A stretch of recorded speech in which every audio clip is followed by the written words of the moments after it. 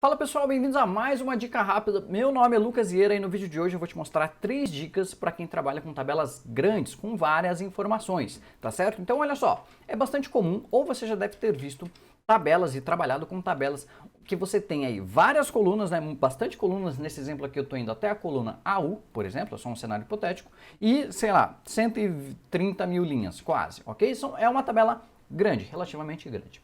O que eu quero te dar a dica aqui? Como você editar essa tabela de forma mais performática. Então vamos supor que eu precise aqui ficar editando dados aqui da coluna C, por exemplo, da loja, e também, sei lá, da coluna, vamos ver aqui, ó, AH, da região, por exemplo, tá? Então eu tenho uma coluna lá no comecinho do arquivo e uma coluna no final da minha tabela, ok? Para eu não precisar ficar fazendo essa barra de rolagem aqui, né, na horizontal, ficar arrastando, muitas pessoas ocultam as colunas do meio do caminho, que pode ser, tá? Mas o que eu quero te dar a dica é um jeito diferente de fazer isso.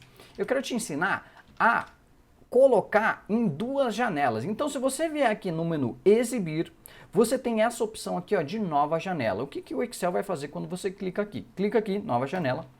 Ele vai abrir para você como se fosse o mesmo arquivo, tá? É o mesmo arquivo, tá? Se você reparar na nomenclatura, só que com tracinho 2. É a segunda janela desse arquivo. Como assim? Olha só, se eu redimensiono essa janela, eu consigo ver a janela 1 aqui atrás e a janela 2 aqui na frente. Só que é o mesmo arquivo, então se eu mudo aqui, presta atenção na janela de trás aqui, eu vou mudar a janela da frente para produto 50 e olha a janela de trás alterando aqui automaticamente, tá certo? Então é o mesmo arquivo, estou mexendo nas mesmas células. Aí o que você pode fazer para ficar mais performático ainda?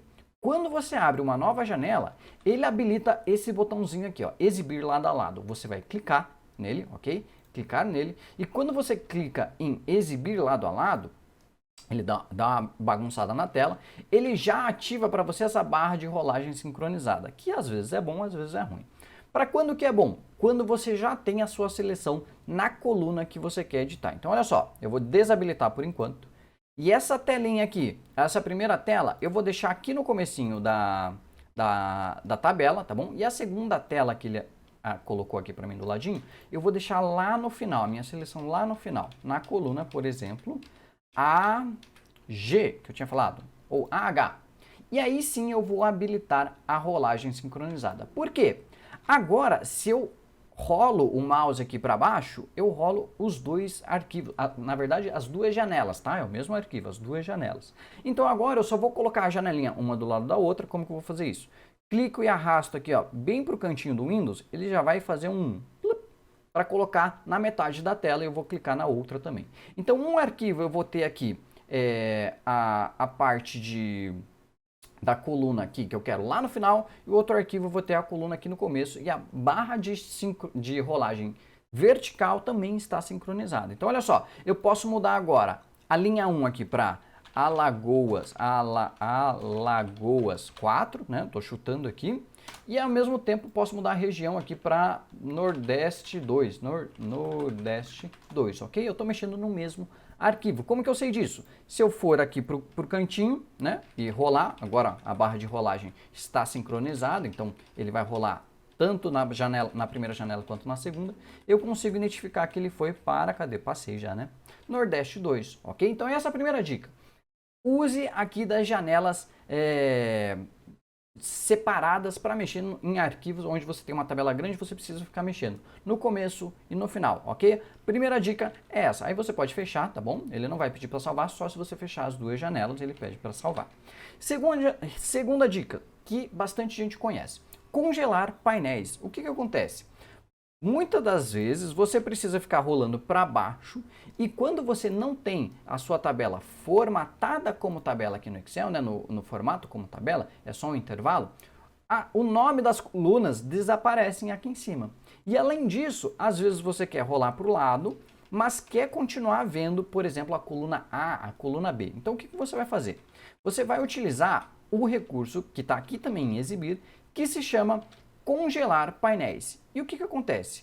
Você precisa selecionar a próxima célula que você quer que fique imóvel. Ou seja, se eu quero que a coluna A fique fixa, sempre aparecendo, então eu vou selecionar aqui a coluna B2, porque eu quero que a coluna A fique fixa e a linha 1 também fique fixa. Então vou sempre selecionar um quadradinho depois de onde eu quero que fique fixo, ok? Então selecionei B2 aqui, por exemplo, eu vou só clicar em congelar painéis aqui, ó, congelar painéis.